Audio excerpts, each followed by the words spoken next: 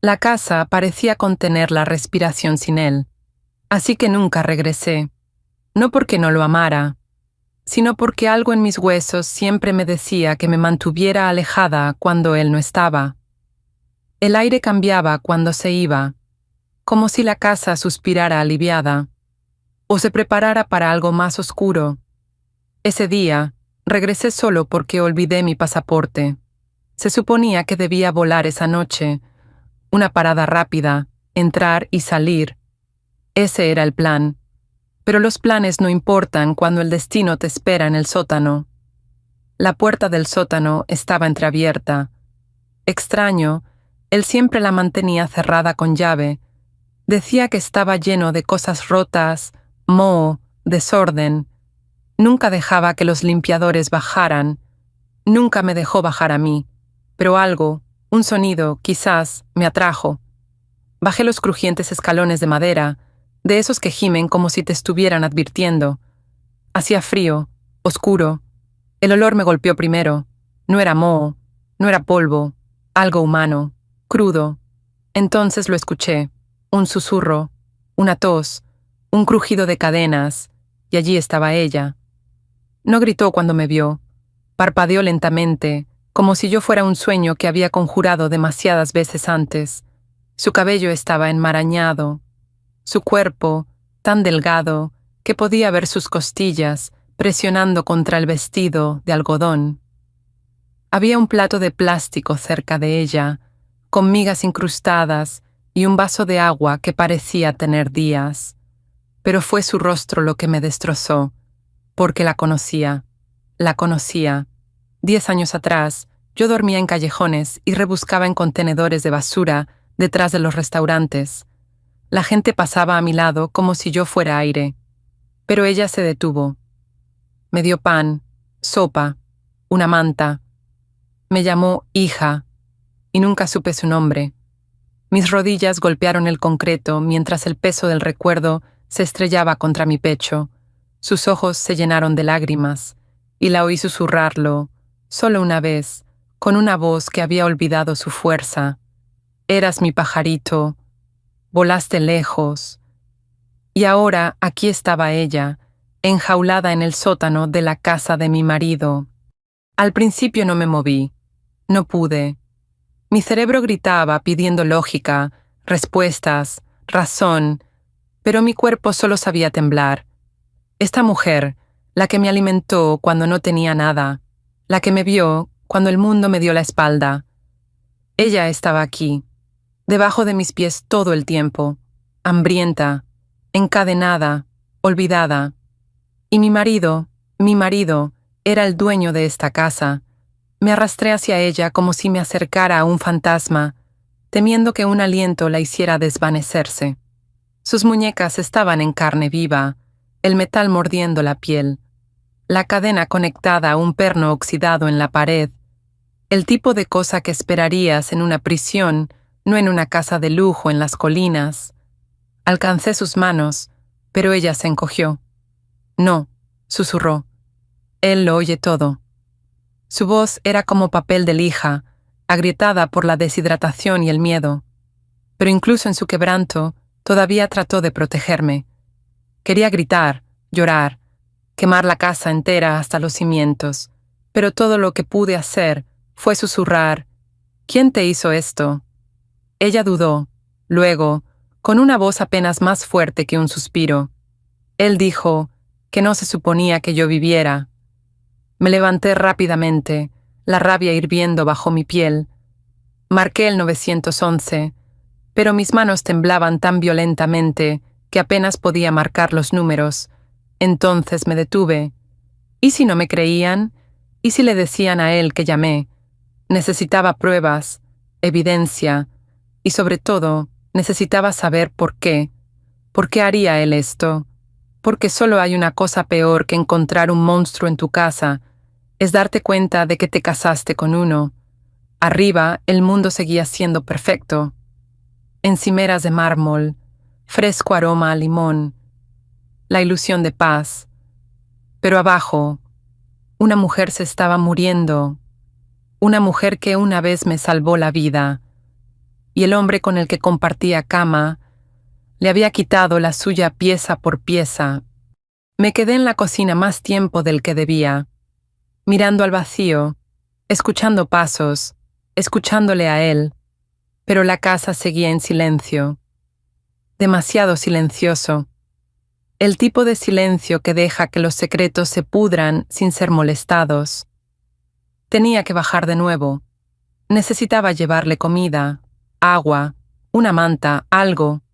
Pero más que eso, necesitaba entender, porque mi marido siempre había sido encantador, demasiado encantador.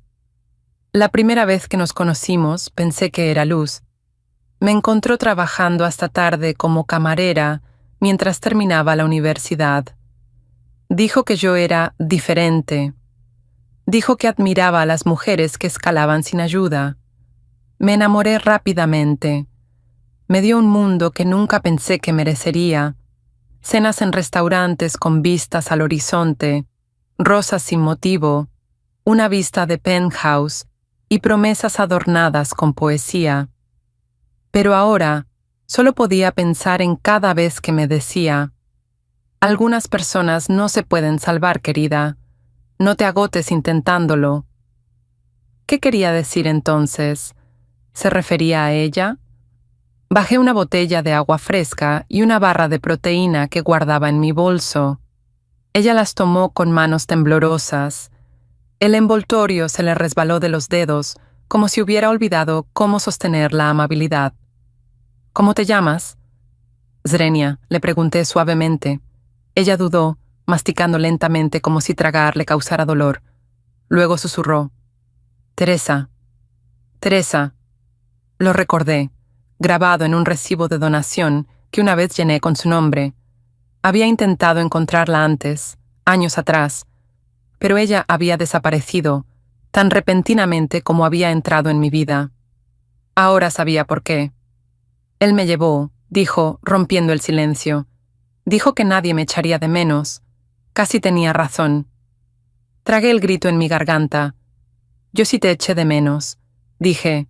Ella levantó la vista, sus ojos vidriosos pero firmes. Te volviste hermosa, susurró. Ya eras amable. Eso casi me destrozó, porque la amabilidad no encadena a la gente a las paredes, y la belleza no vive en la misma casa donde el mal respira bajo las tablas del suelo. Tuve que dejarla allí, por ahora, por mucho que me matara. Le besé la frente y prometí que volvería. Lo arreglaría todo. Pero al darme la vuelta para irme, me agarró la mano y susurró: Él no es el único que sabe.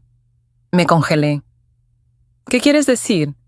Sus ojos se movieron hacia el techo. Alguien más vive aquí también, en las sombras. Mi sangre se volvió hielo, porque en los años que había vivido aquí, siempre había sentido que no estábamos solos. No subí corriendo las escaleras, me arrastré, despacio, en silencio, como una presa. Las últimas palabras de Teresa resonaban en mi cráneo como un reloj. Alguien más vive aquí también, en las sombras. Quise creer que estaba alucinando, que años de tormento le habían nublado la percepción de la realidad. Pero en el fondo, yo lo sabía mejor, porque yo también lo había sentido. La luz del pasillo que parpadeaba y siempre se apagaba cuando pasaba. La tabla del suelo que crujía en la habitación de invitados que nadie usaba. El olor a perfume que persistía en nuestras sábanas cuando yo no me había puesto ninguno. La sensación, fría y espeluznante, de que alguien me observaba mientras dormía.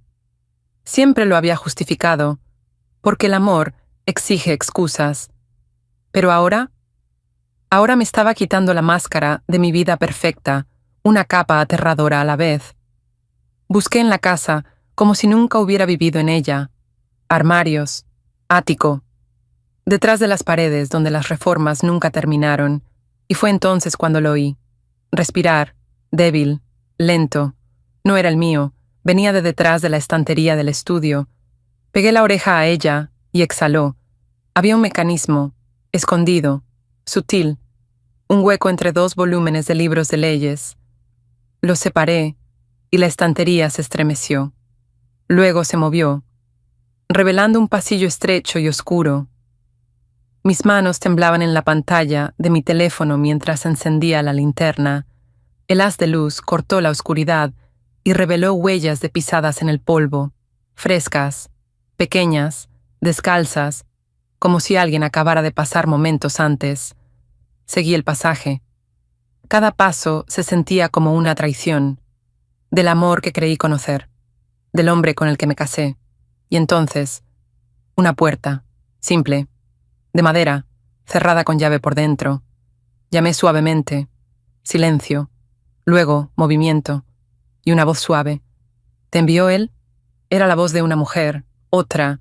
Se me secó la garganta. No, susurré. Soy su esposa. Una pausa.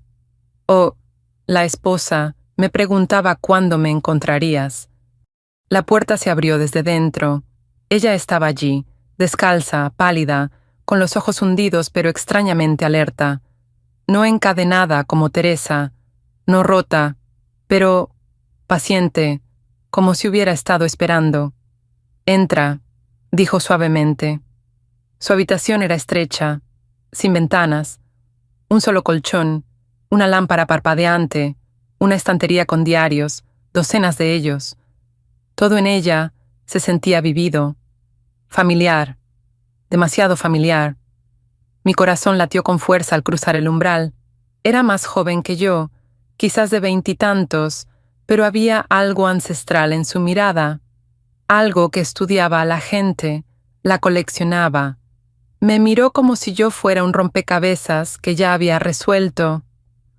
He visto fotos tuyas, dijo, volviéndose hacia una caja en la esquina. Fotos, cartas, incluso tu historial médico. Me quedé helada. ¿Qué? Sacó un sobre de papel manila y me lo entregó. Dentro había instantáneas, yo en nuestra boda, yo en el trabajo, yo dormida, tomadas desde ángulos extraños. No por mí, no por nadie que yo conociera. Yo no las tomé, dijo, leyendo mi pánico, pero él me las mostró. A menudo. Mi marido. El hombre que me besaba la frente cada mañana, que decía que le encantaba lo libre que era, me había estado observando como una presa. ¿Quién eres? Zrenia, le pregunté. Ella sonrió. Él me llamó Ivy, pero los nombres no importan aquí. Ivy. No en su teléfono, no en sus mensajes, ni siquiera una mención pasajera en una conversación, porque los monstruos no dejan huellas dactilares si no tienen que hacerlo. Él me salvó una vez, dijo Ivy, sentándose con las piernas cruzadas sobre el colchón. Yo estaba sin hogar, con frío, adicta, me acogió, me limpió, dijo que se lo debía. La miré, de la misma manera que había mirado a Teresa, y de repente el patrón hizo clic. Ambas mujeres, acogidas, salvadas, luego silenciadas, justo como yo. Él me prometió un futuro, continuó Ivy, pero lo que realmente me dio fue una jaula vestida de comodidad. Y ahora, espero, por lo que viene después. Yo estaba temblando. Las paredes de la casa se sentían más cerca que nunca, como si estuvieran escuchando. ¿Qué es lo que sigue? Zrenia, susurré. Ella me miró, su expresión indescifrable. Tú dime, eres la esposa. Porque a veces los secretos más peligrosos no se esconden en cadenas, se guardan en dormitorios, en silencio, en mujeres que ya no gritan. Llegó a casa tarde, no inusualmente tarde, solo lo suficiente como para fingir que había estado trabajando, solo lo suficiente como para actuar normal. Pero ahora yo lo sabía, y eso hacía que todo se sintiera peligroso. Lo saludé en la puerta con un beso, como siempre. Él sonrió, como siempre, y luego sirvió 2 copas de vino, como siempre. Pero esta vez observé el vertido, conté los segundos, no lo bebí.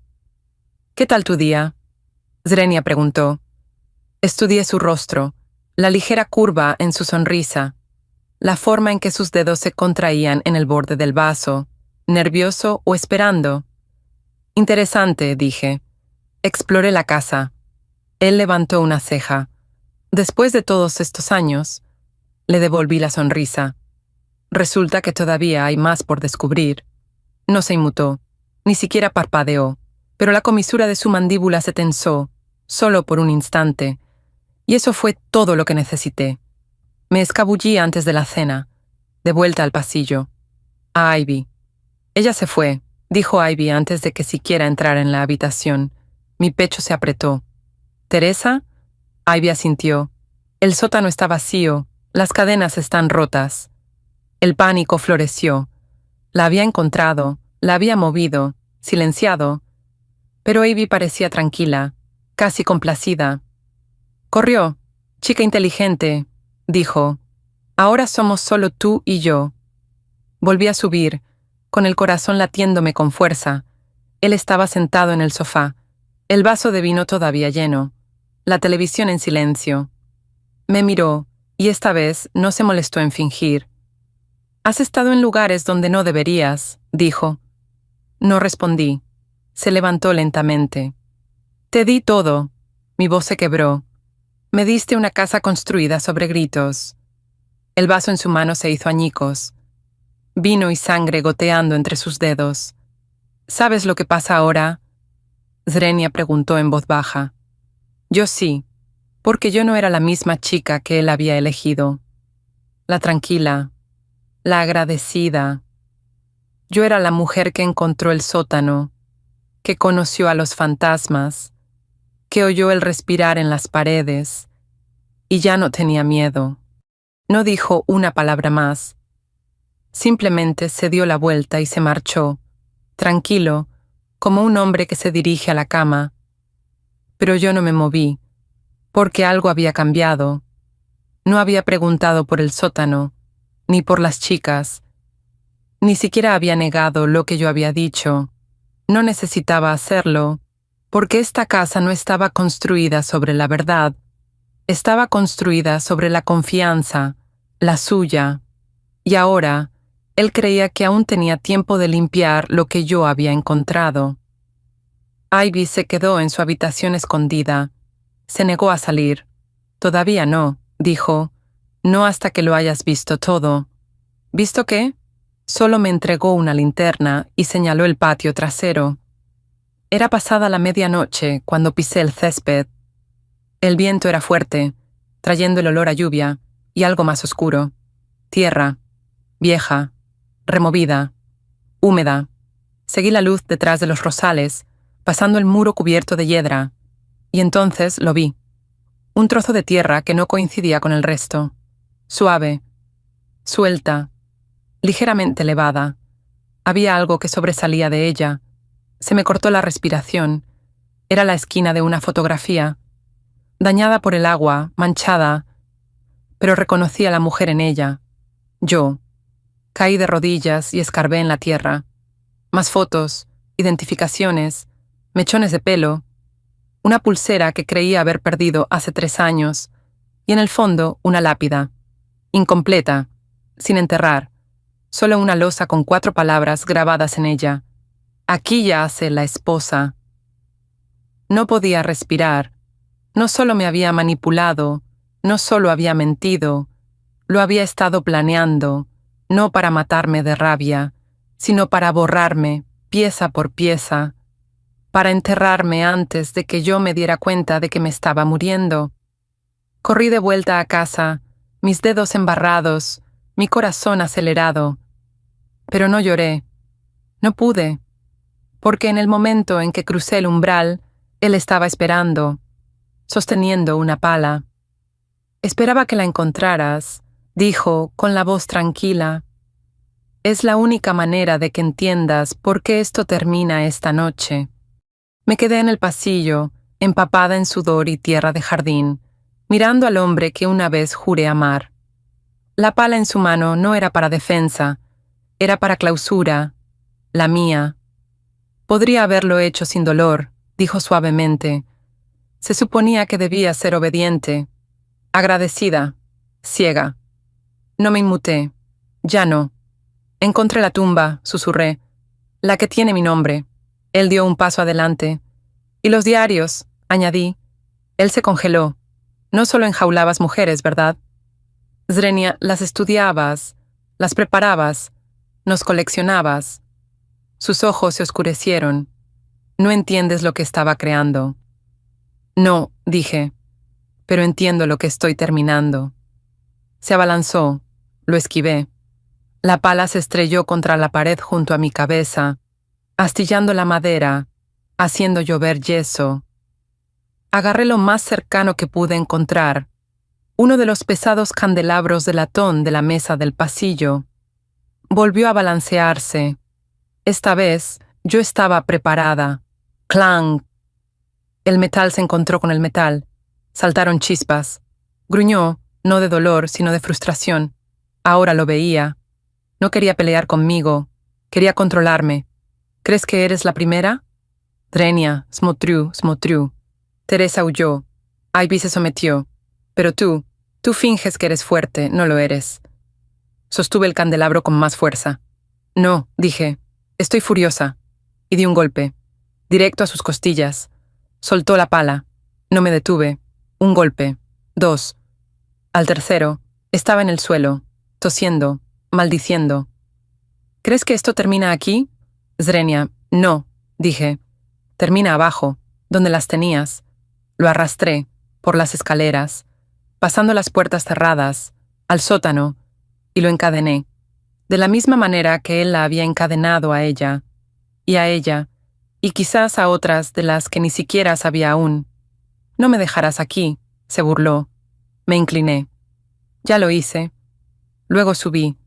Cerré con llave la puerta del sótano, y por primera vez, la casa estaba en silencio.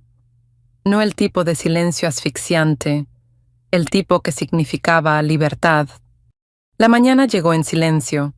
La casa estaba quieta, sin palas, sin copas de vino, sin mentiras, solo el sonido de la lluvia golpeando las ventanas como un suave aplauso. Preparé café, fuerte. Me senté en la mesa de la cocina y esperé. 1 hora después, oí el crujido de la puerta, no la puerta principal, la de detrás de la estantería, la puerta oculta del pasaje de Ivy. Salió lentamente, sus ojos en los míos. «Lo hiciste», dijo. Asentí.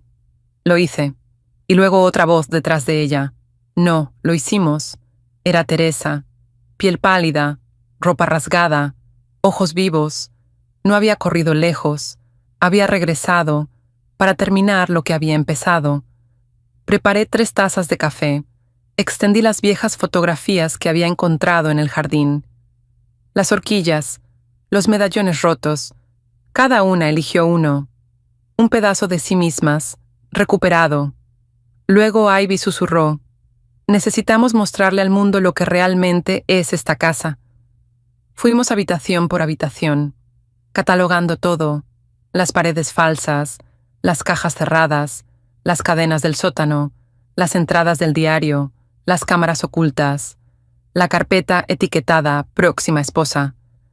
Cada pieza se añadía a un rompecabezas que parecía más un cementerio que un matrimonio. Marqué el número. No la policía, todavía no.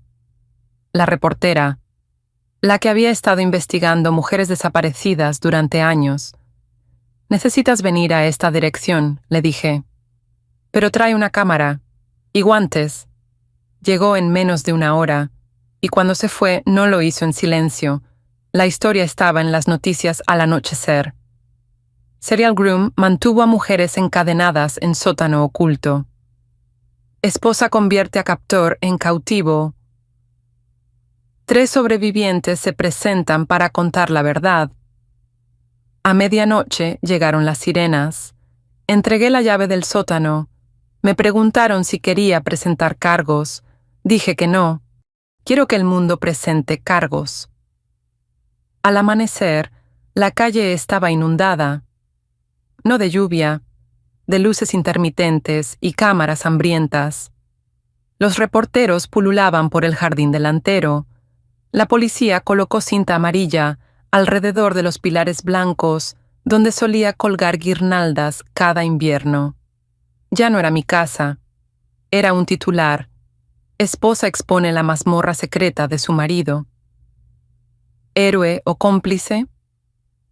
Me quedé detrás de las cortinas de la sala de estar, viendo a extraños hurgar en el hogar que alguna vez creí seguro. ¿Estás bien?, preguntó Ivy, bebiendo café tibio en mi taza favorita. Me volví hacia ella. No lo sé, dije, pero al menos ahora soy real. Se lo llevaron esposado, mi marido, todavía con la camisa de diseñador de Acher, todavía burlándose como si las cámaras estuvieran por debajo de él. Pero lo vi, el pánico bajo la superficie. Ya no tenía el control. Me musitó algo mientras lo metían en el coche. Me necesitabas.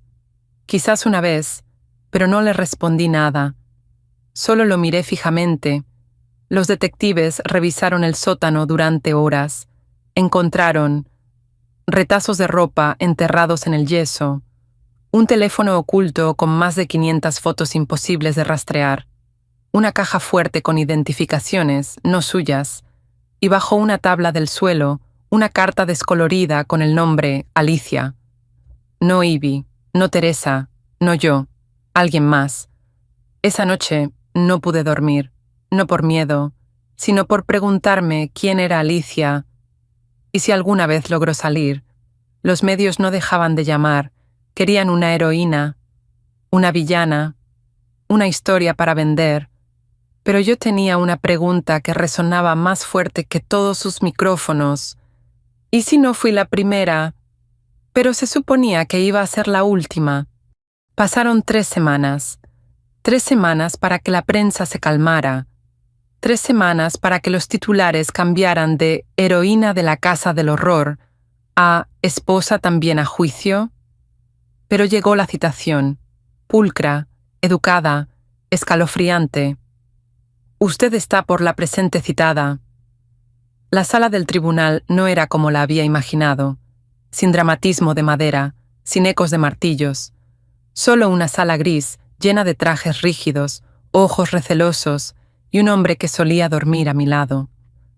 Ahora sentado detrás de un cristal, a prueba de balas, subí al estrado.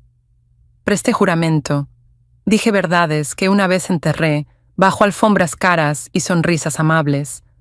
Me aisló, dije. También me manipuló a mí. El abogado defensor levantó una ceja.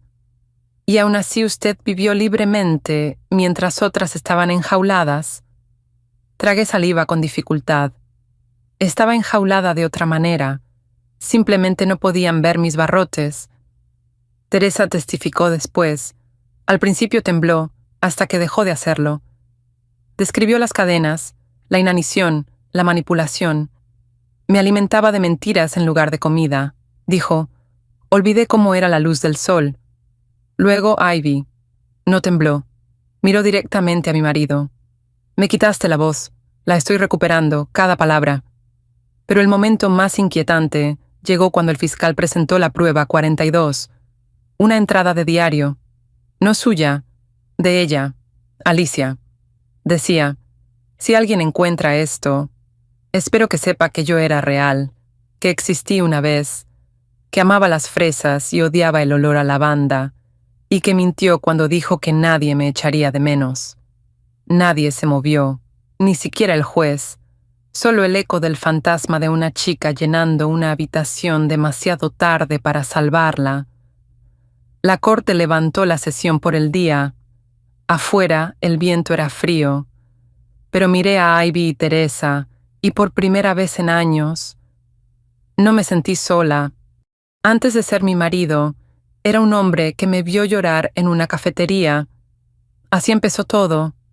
No con flores, no con encanto, con la oportunidad. Acababa de perder mi apartamento, sin trabajo, sin dinero, comiendo pastel de cumpleaños sobrante que había mendigado en una panadería que estaba cerrando. Ni siquiera lo noté sentarse a mi lado hasta que preguntó, ¿necesitas una servilleta o una salida? Su nombre era Adrián.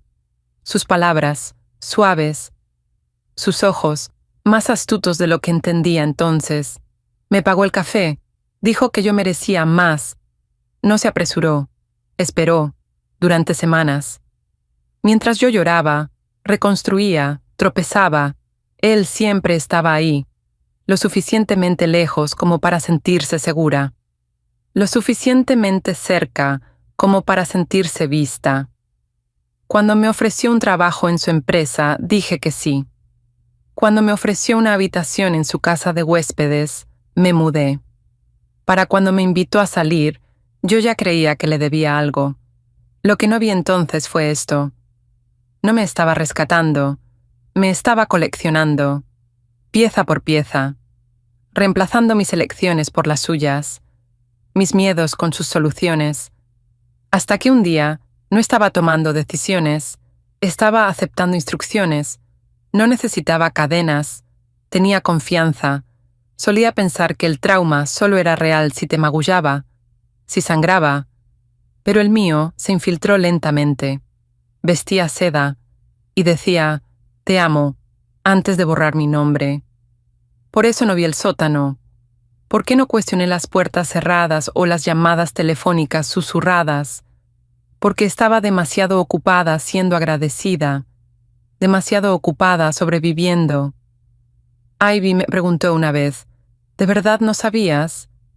Y la verdad, creo que sí sabía. Solo necesitaba que él fuera bueno más de lo que necesitaba tener razón. Teresa no hablaba mucho al principio. Se encogía ante los goznes de las puertas. No podía dormir sin luz. Se disculpaba por beber agua demasiado ruidosamente. Pero una noche vino a mi habitación y me dijo, ¿puedo contarte quién era antes de convertirme en un secreto? Asentí, y ella comenzó. Tenía 19 años, dijo. Camarera, turnos largos, pequeños sueños. Lo conoció a través de un evento de catering. Él era encantador, demasiado encantador. Dejó una propina de $100 por un café. A la semana siguiente, se ofreció a invertir en su educación. Dijo que le recordaba a su hermana pequeña que había fallecido. Dijo que quería ayudarla a construir algo. No tenía padre, susurró Teresa. Él actuó como uno, hasta que dejó de hacerlo. Se mudó al ala de invitados de su propiedad. Pensó que estaba siendo mentoreada. Lo que no se dio cuenta fue que el aislamiento era intencional. No se permitían amigos, acceso limitado al teléfono, inspecciones sorpresa de sus cosas. Él empezó a tomar notas sobre ella, lo que vestía, lo que la asustaba, cuánto tiempo lloraba después de ser criticada. Una noche, le pregunté por qué escribía cosas sobre mí en un diario de cuero. Él sonrió y dijo, para poder mantenerte perfecta. Lo del sótano no sucedió de una vez. Primero fue, necesitas descansar. Luego, eres demasiado emocional. Luego, quizás un poco de espacio te vendría bien. Y un día, se despertó en la oscuridad, encerrada, sin ventanas, sin reloj, solo una cámara. Él lo llamaba tiempo fuera. Decía que era para mi crecimiento. Teresa intentó escapar una vez, rompió una tubería para abrir la puerta. Casi lo logra, pero él la atrapó en las escaleras. Ella no caminó durante una semana. Dejé de gritar después de un tiempo, dijo, no porque lo aceptara, sino porque estaba guardando mi voz para el día en que alguien realmente me escuchara. Y entonces me miró. Esa fuiste tú. Le tomé la mano. Ya no éramos extrañas. Éramos supervivientes del mismo monstruo, solo que con diferentes máscaras.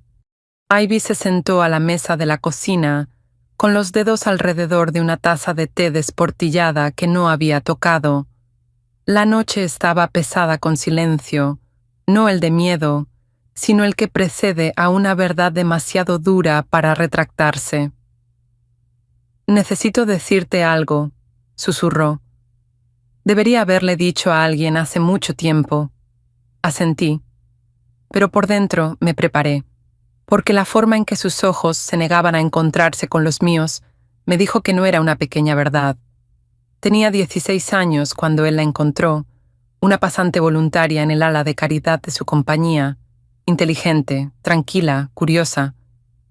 Él nunca me tocó, no entonces. Esa es la parte que nadie cree, dijo Ivy con la voz quebrada.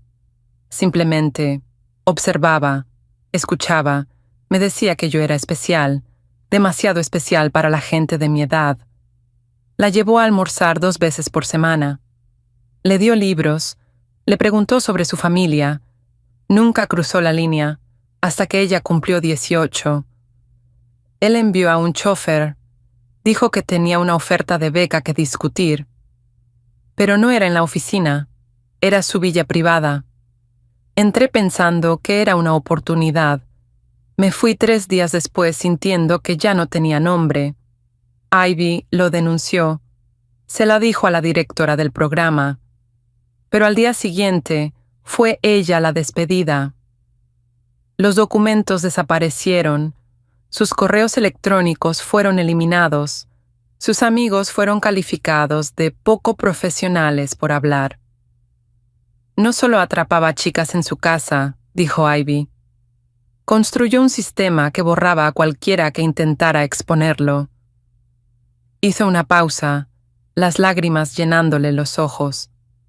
¿Sabes por qué me quedé cerca de él todos estos años? Porque pensé que si llegaba lo suficientemente alto, lo suficientemente cerca, encontraría la prueba, y a las chicas. Me miró ahora, temblando. Pero encontré algo más, escondido en un cajón cerrado con llave.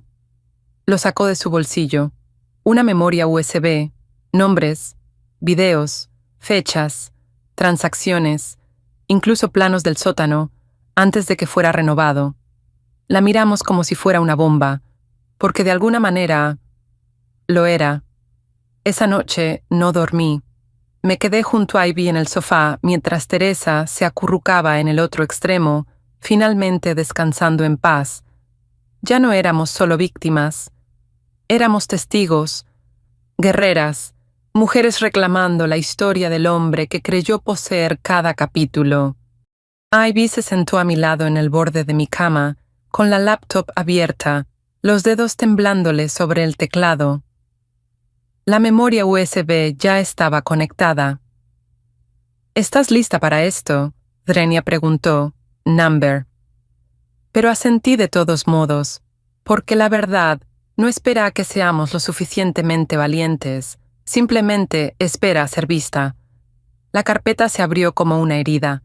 Dentro había cientos de subcarpetas, cada una etiquetada con nombres, iniciales o, peor aún, códigos. Algunas estaban etiquetadas como reclutas, otras como sesiones. Una simplemente decía retiradas. Teresa se encogió. Así me llamaba antes de dejar de venir al sótano, susurró. Decía que ya no era útil. Abrimos un archivo marcado como Winter Guest 12, y todo se detuvo.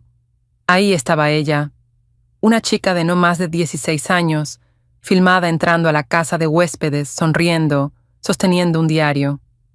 El siguiente video, ella llorando, acurrucada en la cama. El siguiente, desaparecida, nada más que una marca de tiempo y silencio. Teresa se levantó y salió de la habitación. Ivy la siguió. Yo me quedé y seguí mirando, porque alguien tenía que saberlo, todo, incluso si me destrozaba. Había hojas de cálculo, nombres, edades, estado de disponibilidad y cantidades, transacciones, pagos, compras, y en medio de todo, mi nombre, en un archivo etiquetado como activos a largo plazo. No podía respirar, listaba. Mi fecha de adquisición, la misma semana que conocí a mi marido, notas de comportamiento, potencial financiero, nivel de riesgo, bajo. Continuar monitoreando, alta lealtad, desconocimiento de actividades de huéspedes anteriores. Yo era parte del sistema. Fui elegida no por amor, sino porque nunca haría preguntas, porque miraba para otro lado. Me tambaleé y cerré la laptop de golpe. Las lágrimas lo emborronaron todo, no solo por la rabia, sino por la vergüenza. ¿Cuántas veces había sonreído a su lado mientras había mujeres encerradas debajo de nosotros? Encontré a Teresa en el pasillo. Necesito hacer algo, dije. No solo por ti, por todas. Ella levantó la vista. Entonces incendia su mundo, dijo en voz baja. Pero no olvides, asegúrate de que tú seas la que sostenga el fósforo. A la mañana siguiente, no nos vestimos de negro. Nos vestimos de armadura, blazers, botas, labios pintados de rojo. Ivy llevaba el pelo recogido en alto, como una espada levantada antes de la batalla. Teresa llevaba lo más suave que tenía. Dijo que quería recordar lo que se sentía la comodidad antes de que volviéramos a caminar hacia el infierno. No fuimos a la policía. Él tenía demasiados de ellos enredados en sus dedos. No fuimos a los medios. Él era dueño de una de las mayores cadenas de la ciudad. En cambio, fuimos a Julian Marlowe, un investigador federal con reputación de perseguir a los ricos hasta que su dinero se desangraba en los tribunales. Su oficina era pequeña, austera, pero la forma en que miró la memoria USB después de que le explicamos, como si estuviera mirando la punta de un iceberg monstruoso, si al menos un tercio de lo que hay aquí es real, swingió lentamente. Entonces, este hombre no solo cae, sino que se lleva consigo la mitad de la montaña. Le dimos copias de todo. Ivy entregó nombres, recibos, copias de seguridad, grabaciones telefónicas, mapas. Julian no parpadeó, pero luego preguntó, ¿entiendes lo que esto significa? Si esto se hace público, nunca recuperarás tu paz. No realmente. Miré a Teresa, miré a Ivy, y dije, nunca tuvimos paz para empezar. Él se levantó, caminó hacia un archivador cerrado, sacó una carpeta sellada y la deslizó sobre la mesa. Dentro había algo que me cortó la respiración. Una solicitud de citación, ya redactada, fechada hace 2 años. No fuiste la primera en venir a mí, dijo en voz baja, pero eres la primera en traer pruebas lo suficientemente fuertes como para abrirlo. Esa tarde, Julian hizo llamadas. A medianoche, se emitieron 6 órdenes judiciales bajo secreto. 3 en nuestra ciudad, 2 en estados vecinos, una internacional. Teresa lloró al oírlo, no por miedo, sino porque, por primera vez en años, sintió que ya no estaba enterrada. Esa noche, sostuve la memoria USB en mi palma una última vez, la misma mano que una vez sostuvo la de mi marido, y susurré, deberías haberme dejado ignorante. Deberías haberme dejado creer en tu mentira, porque ahora soy yo quien escribe tu final. El mismo hombre que encerraba mujeres en su sótano daba discursos sobre cómo salvar el futuro de niños vulnerables. Vestía de blanco, llevaba una rosa en la solapa, besaba manos, sonreía para las fotos. Nunca vio las luces azules llegar. Julian lo cronometró perfectamente. La orden de arresto no fue servida al amanecer como en las películas. Llegó a mitad de su discurso, justo cuando mi marido levantaba una copa para brindar por los donantes. Una voz firme resonó detrás de él. Ethan Reeve está bajo investigación federal. Aléjese del podio. Jadeos, cámaras destellando. El micrófono captó cada palabra cuando él dijo, están cometiendo un error. Soy un filántropo. Las esposas hicieron clic. Lo vi en vivo. Julian me advirtió que estaría en todas las noticias, pero no lloré, no vitoreé. Simplemente me senté, sosteniendo la mano de Teresa, mientras ella miraba la pantalla, como si fuera una película donde, por una vez, el villano obtuvo lo que merecía. En cuestión de horas, el video de la redada se difundió por todas partes. Agentes invadieron la mansión. Se incautaron cajas de documentos. La casa de huéspedes fue acordonada. El sótano fue abierto, y el público estaban atónitos. Ethan había pasado años construyendo una imagen impecable, marido, inversor, benefactor, pero ahora veían las grietas. Una de las mujeres que escapó hace años, su nombre era Celine, contactó a Julian después de que la noticia se difundió. No había hablado en 10 años, pero envió un correo electrónico con solo 3 palabras. Estoy lista ahora. Para el final de la semana, 32 supervivientes se habían presentado. Algunas de nuestro estado, algunos de países que ni siquiera había visitado, cada una con una historia que replicaba la misma estructura escalofriante. Encanto, aislamiento, desaparición. La fecha del juicio fue fijada. Pero el juicio, eso tomaría tiempo. Mientras tanto, el imperio de Ethan comenzó a desmoronarse. Sus socios huyeron, sus cuentas bancarias fueron congeladas, su rostro estaba en cada pantalla, cada titular, cada susurro. ¿Y yo? Me puse frente a un espejo, mirando a la mujer que alguna vez había creído sus mentiras. Pero ahora mantenía la cabeza en alto, porque no solo sobrevivió, ella lo hizo caer. La sala del tribunal estaba fría, no por la temperatura, sino por la memoria. Cada mujer que entró en esa sala llevaba algo consigo, una cicatriz, un silencio, una pesadilla por la que a veces todavía se despertaba gritando. Pero no entraron solas, entraron unas con otras, y eso lo cambió todo. El fiscal comenzó con la línea de tiempo, fechas, documentos, pruebas de las redadas. Luego vinieron las grabaciones, y las fotos, y los hilos de mensajes que nadie podía explicar.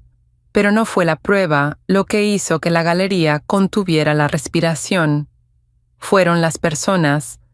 Celine fue la primera en testificar. Su voz temblaba, pero nunca se quebró. Habló de cómo él le prometió un contrato de modelo. Luego le quitó el pasaporte, luego su libertad. Y el jurado la miró no como a una víctima, sino como a una guerrera de pie entre los escombros de su propia prisión. Una por una la siguieron. Un traductor se sentó junto a mujeres de Europa del Este, Sudamérica y Tailandia. Cada historia era diferente, pero el patrón era innegable. Él construyó su imagen como un escenario, una gran ilusión. Y detrás del telón había un monstruo. Y entonces, Teresa se puso de pie. La sala del tribunal quedó tan en silencio que pude escuchar su inhalación. Vestía de azul suave, sin maquillaje, sin máscara, solo la verdad. Él me hizo creer que le debía mi silencio, dijo.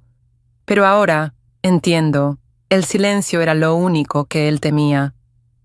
Cuando terminó, el juez tuvo que decretar un receso, no porque ella estuviera emocionada, sino porque el jurado lo estaba. La gente sollozaba, hombres y mujeres por igual, y al otro lado de la sala, por primera vez en mi vida, lo vi romperse, no ruidosamente, no con dramatismo, solo un miedo lento y creciente detrás de sus ojos, porque él sabía, estas mujeres ya no te tienen miedo, vienen con la verdad, y la verdad no necesita un arma, es el arma. Salimos de ese tribunal no con un veredicto, sino con esperanza. Y a veces, eso es más poderoso que cualquier sentencia. 7 días. Eso fue lo que pasaron a puerta cerrada. Nosotros esperamos en el limbo, de ese tipo donde incluso el tiempo parecía tener miedo de moverse.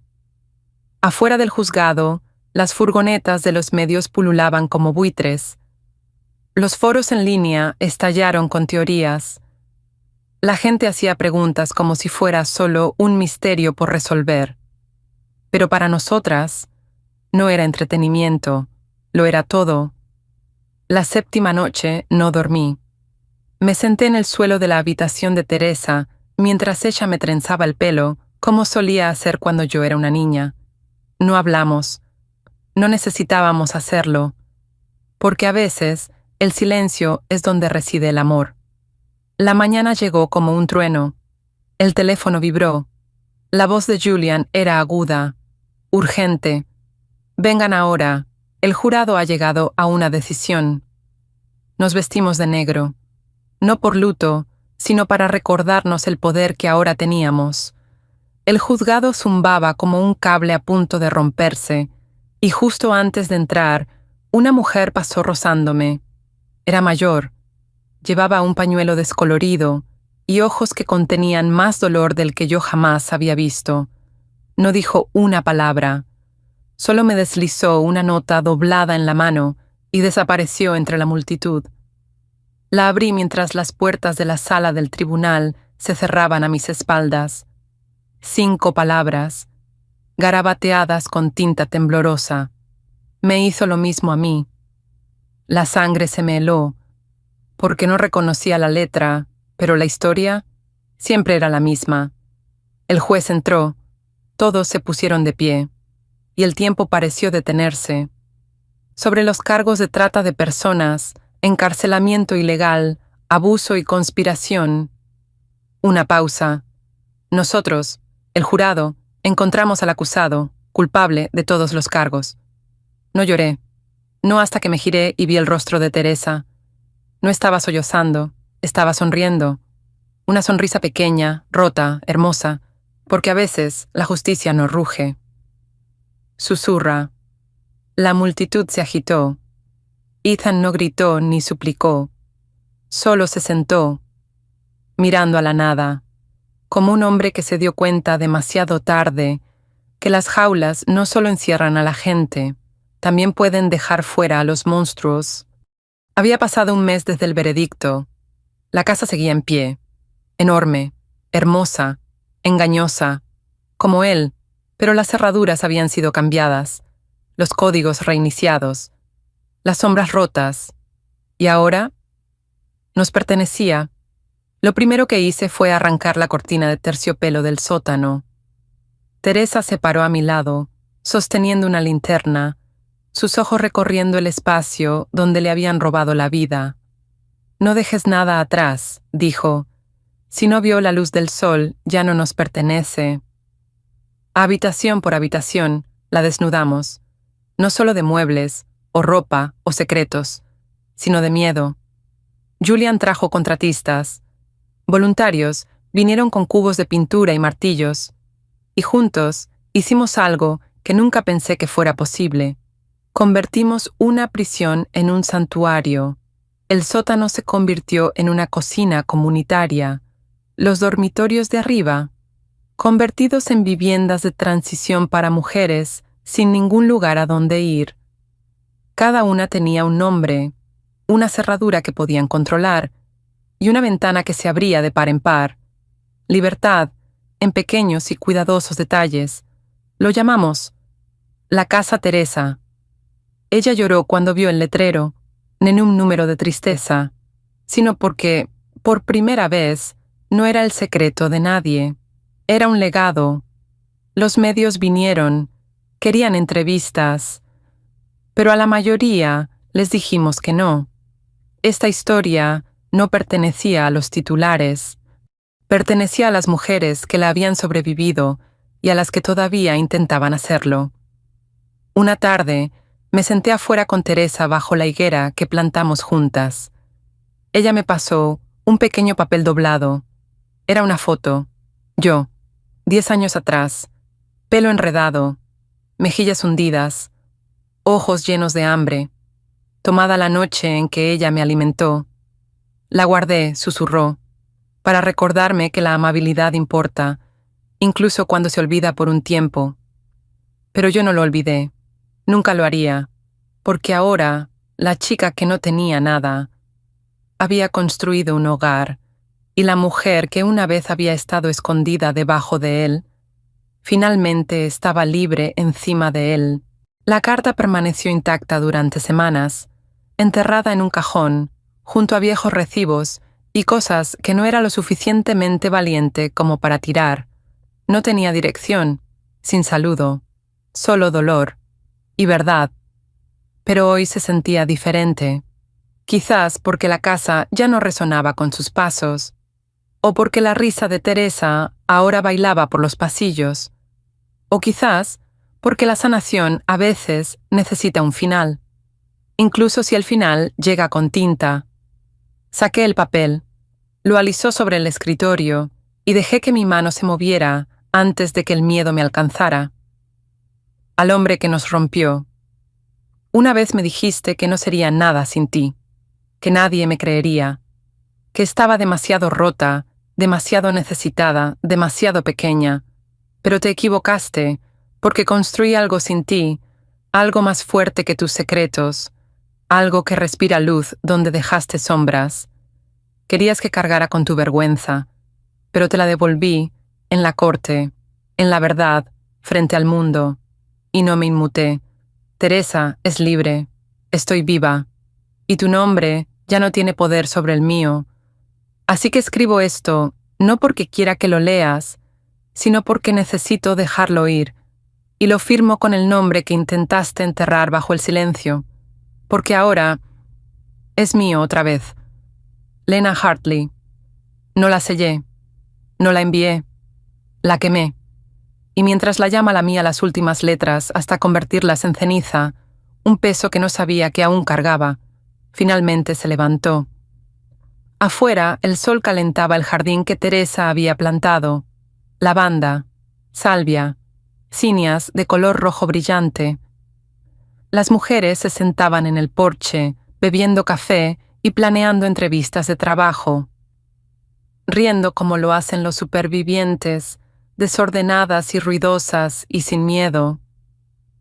Salí para unirme a ellas, y por primera vez en años me sentí completa. Era temprano en la mañana cuando llamaron a la puerta, suavemente, 2 veces, luego silencio. Miré por la ventana, esperando a alguno de los voluntarios o tal vez una entrega. Pero el hombre en el porche no era familiar. Alto, 30 y tantos quizás. Llevaba una chaqueta militar descolorida, con las manos apretadas nerviosamente a los costados. Abrí la puerta a medias. ¿Puedo ayudarle? Se quitó la gorra, sus ojos se desviaron detrás de mí, escudriñando la casa como si intentara reconocerla. Busco a un hombre llamado Daniel Mercer. Cada músculo de mi cuerpo se detuvo.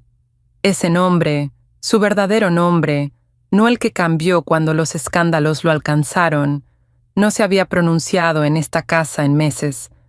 No desde el juicio, no desde que la recuperamos. Solía vivir aquí, dijo el extraño mirando hacia abajo. Creo que podría ser mi padre. Salí, cerrando la puerta detrás de mí. El hombre no se parecía a Daniel. Se veía cansado, honesto, frágil, como alguien que había estado persiguiendo fantasmas. ¿Cuál es su nombre? Zrenia pregunté. Jonah, respondió. Mi madre me habló de él antes de morir. Nunca lo conocí, solo historias, cartas. Metió la mano en su chaqueta y sacó una foto arrugada.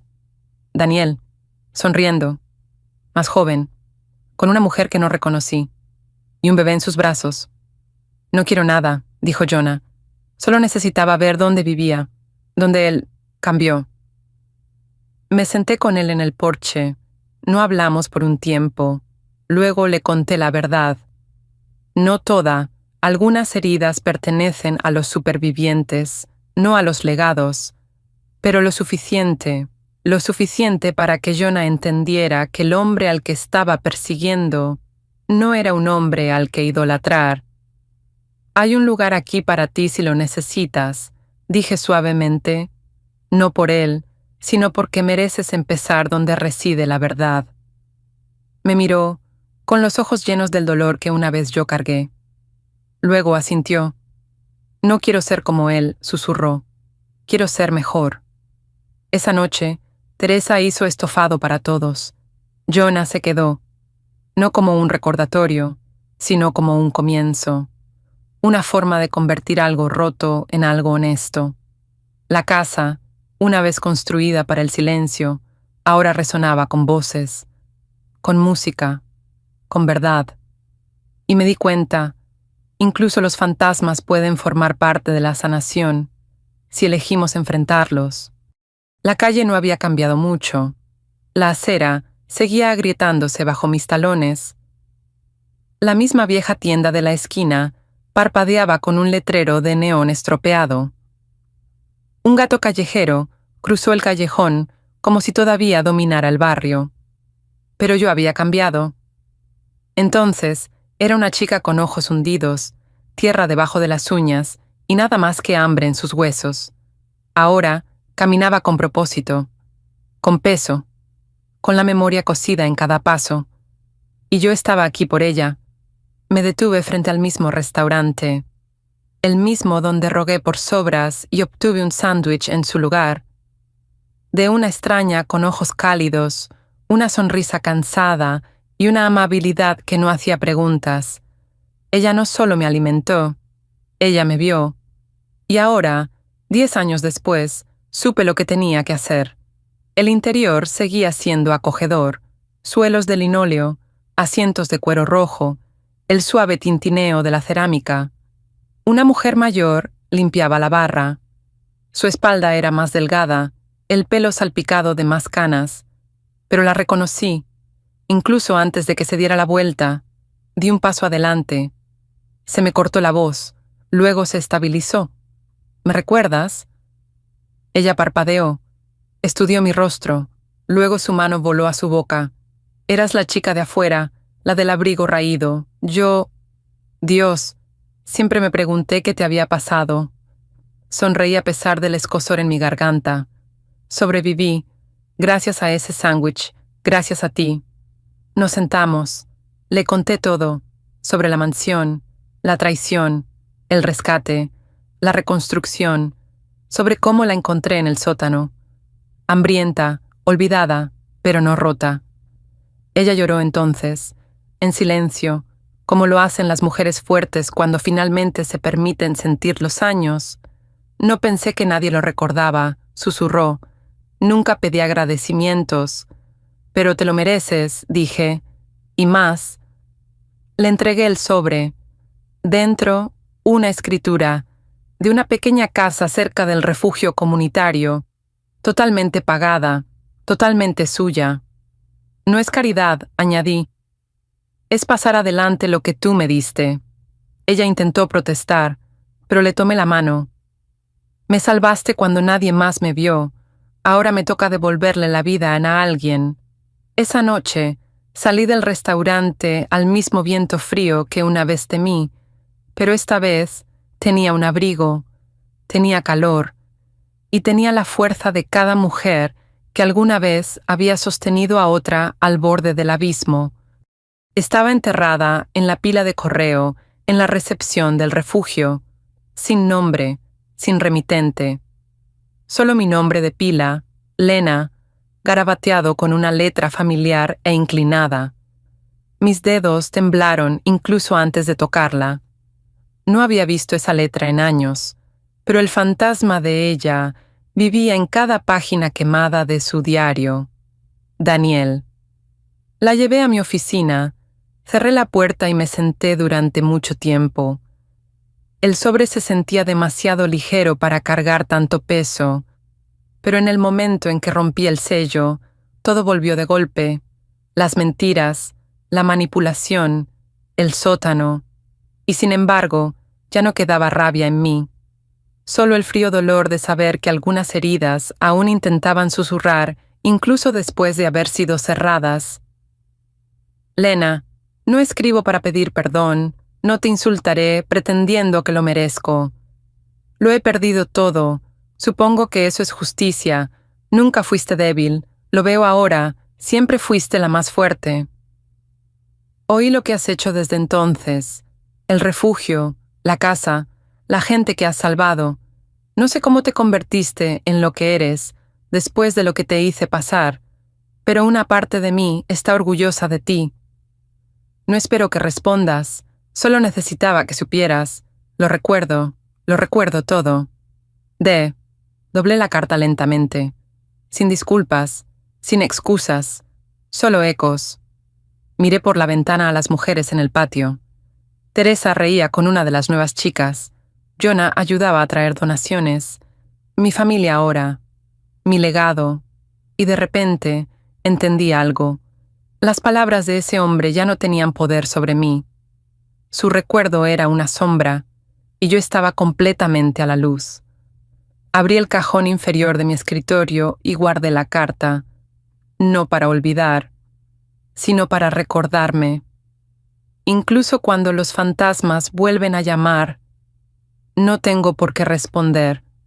La invitación estaba impresa en cartulina color crema, gruesa como el orgullo y tan fría como este. Propuesta de asociación con el ayuntamiento. Leí las palabras 2 veces antes de dejarla. Era real.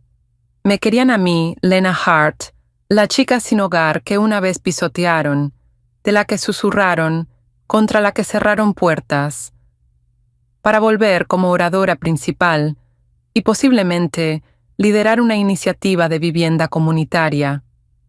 Debería haberse sentido como una victoria, pero en cambio se sintió como una herida abierta a la que se le pedía sonreír ante una multitud. Jonah se apoyó en el marco de la puerta de mi oficina, con los brazos cruzados. No estarás pensando en rechazarlo, ¿verdad? Lo miré. Mi protector silencioso.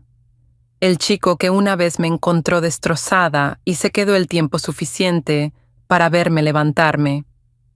¿Sabes cuántas noches me acurruqué detrás de sus contenedores? Zrenia, y ahora quieren mi nombre impreso en sus pancartas. Se encogió de hombros.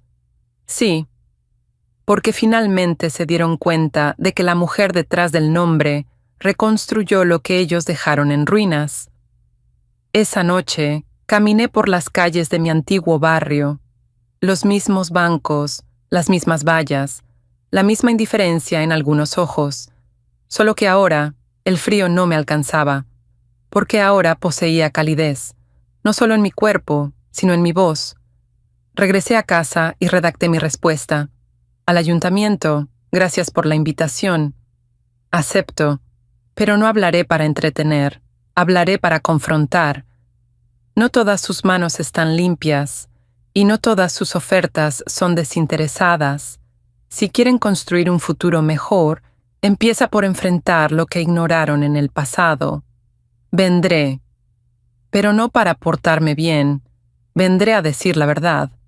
Lena Hart. El auditorio estaba abarrotado, no de extraños, sino de las mismas personas que solían desviar la mirada cuando yo mendigaba fuera de sus restaurantes. Líderes de la ciudad, propietarios, donantes que querían sonreír junto a mi éxito como si lo hubieran construido conmigo. No llevaba un traje ni una marca, llevaba mi historia, cruda, real, mía. Subí al podio y el silencio se asentó como polvo en el aire.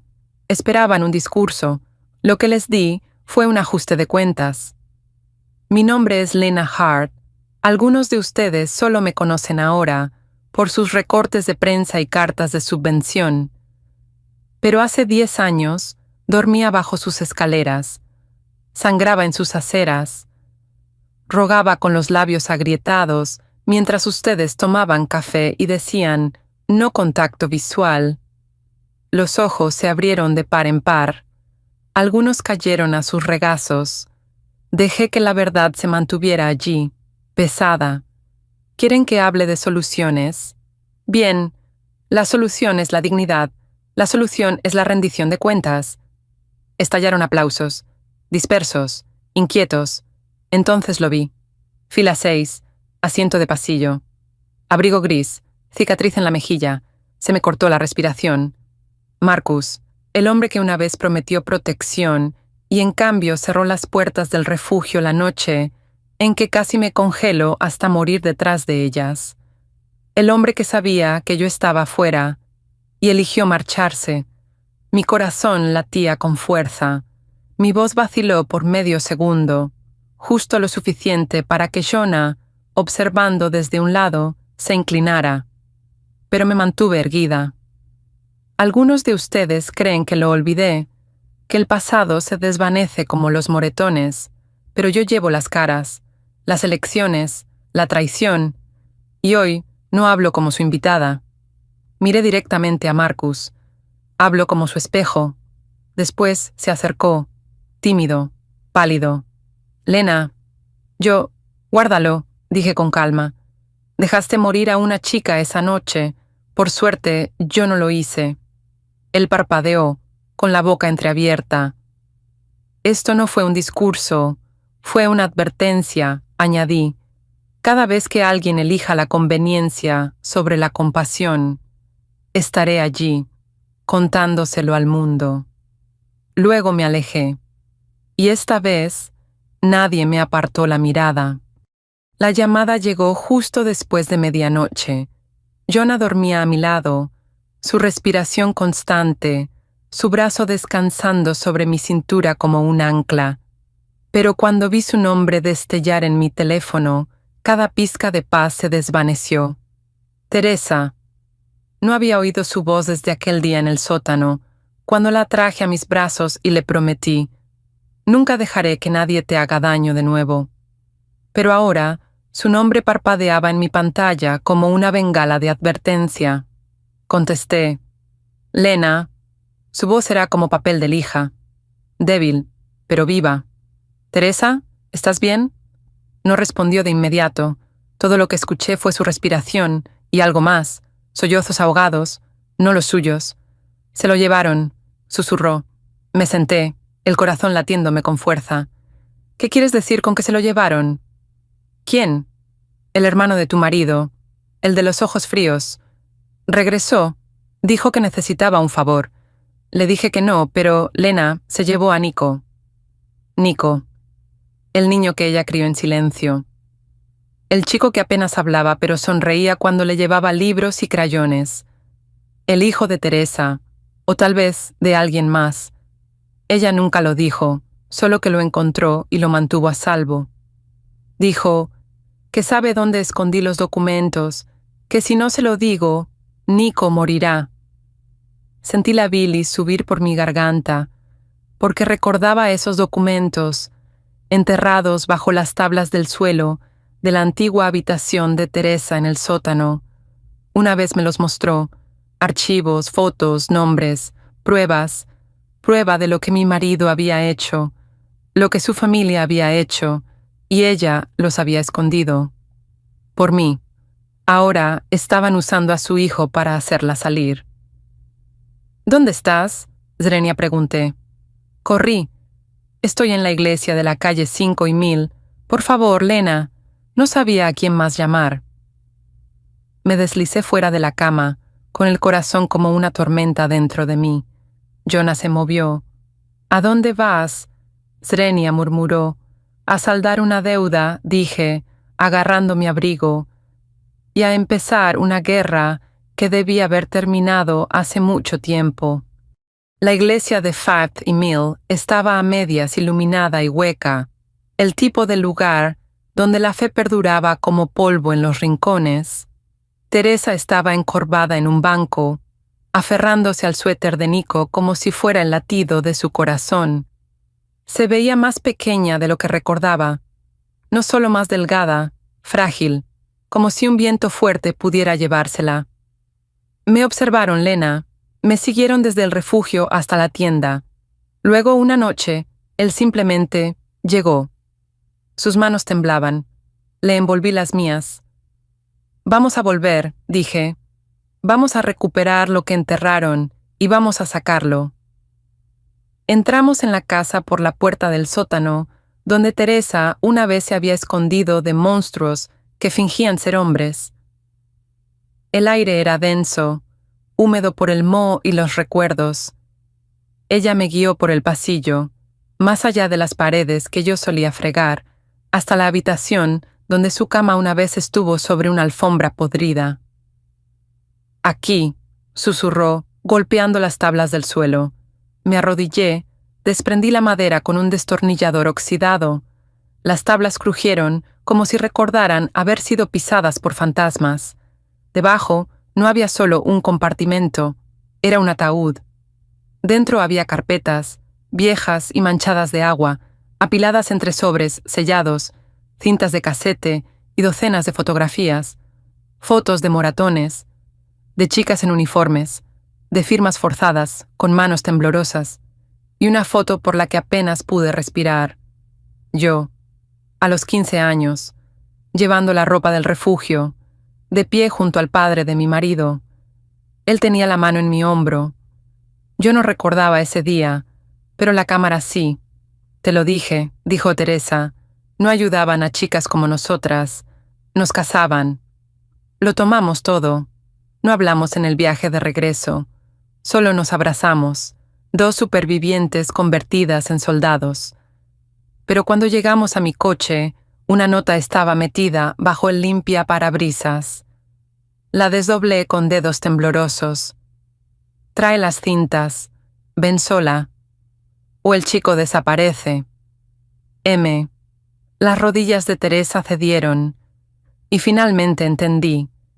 Esto ya no era solo venganza, era una misión de rescate. La dirección en la nota me llevó a un almacén oxidado en las afueras de la ciudad. Uno de esos lugares tragados por las malas hierbas y las sombras, donde los secretos se pudrían más rápido que los cuerpos. Dejé a Teresa atrás, cerré la evidencia en un compartimento oculto bajo el asiento del pasajero y solo llevé las cintas conmigo. Mis manos temblaban mientras abría la puerta de metal. Dentro olía a aceite, a humo viejo y a algo metálico, como el aire antes de que caiga un rayo. Lena. Mi nombre resonó en la oscuridad. Me di la vuelta y todo en mí se congeló. Jonah, el hermano de mi marido, el que desapareció hace 2 años, el que creí muerto. Dio un paso adelante desde las sombras, los labios curvados en una sonrisa que nunca llegó a sus ojos. ¿Las trajiste? ¿Dónde está Nico? Él no respondió. En cambio, alguien más se adentró en la luz, y casi me caigo de rodillas. Jonah, no el hermano, mi marido, de pie a su lado. Tranquilo, silencioso. Mi Jonah. ¿Tú? Zrenia, susurré. ¿Eras parte de esto? No dijo nada. Solo me miró fijamente, y Jonah, su hermano, se rió. ¿De verdad creíste que él no sabía? Logró. ¿Que el hombre que te rescató de las calles simplemente te encontró fuera de ese refugio? ¿Que se enamoró de tus pedazos rotos por casualidad? Se me revolvió el estómago. No, susurré, él no lo haría. Pero Jonah finalmente habló. Su voz era tranquila, medida.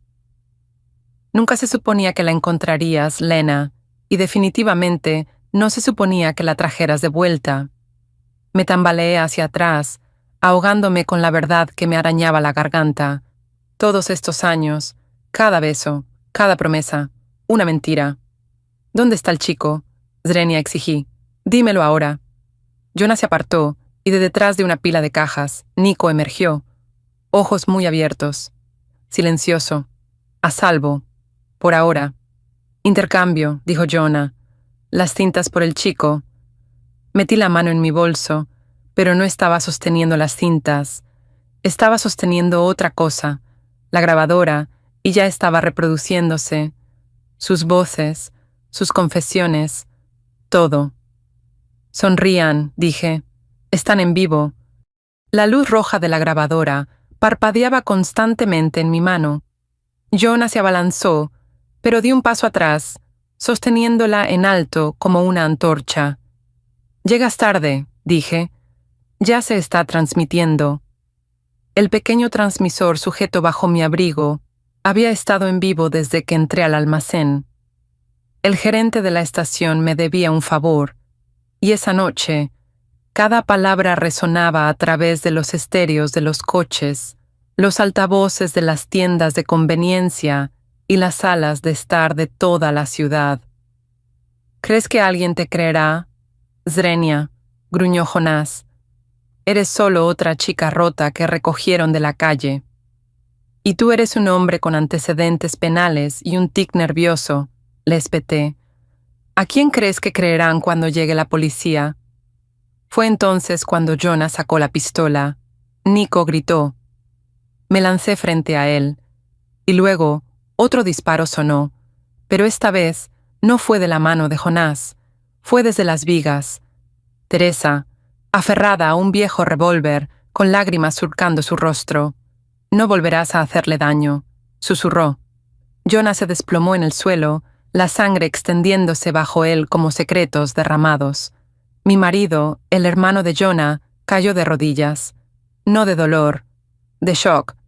Tú, no se suponía que volverías, susurró. Tampoco tú, dije fríamente. Y con eso, me volví hacia Nico, lo levanté en mis brazos y salí a la noche mientras las sirenas aullaban en la distancia. Pasaron semanas para resolver las consecuencias. Las cintas, las fotos, las confesiones, los cuerpos debajo de la casa. Las noticias lo llamaron un escándalo. Yo lo llamé libertad. Y Teresa no volvió a las sombras. Abrió un refugio para mujeres como nosotras, esta vez con cerraduras que funcionaban y cámaras que no mentían. En cuanto a mí, volví a comprar la casa, la misma que él robó, en la que ella casi muere. Plantamos flores en el sótano. Las nombramos en honor a las chicas que nunca lograron salir. Y en el portón principal grabé una placa. Ella me alimentó cuando me moría de hambre, y cuando la encontré encadenada, las rompí todas.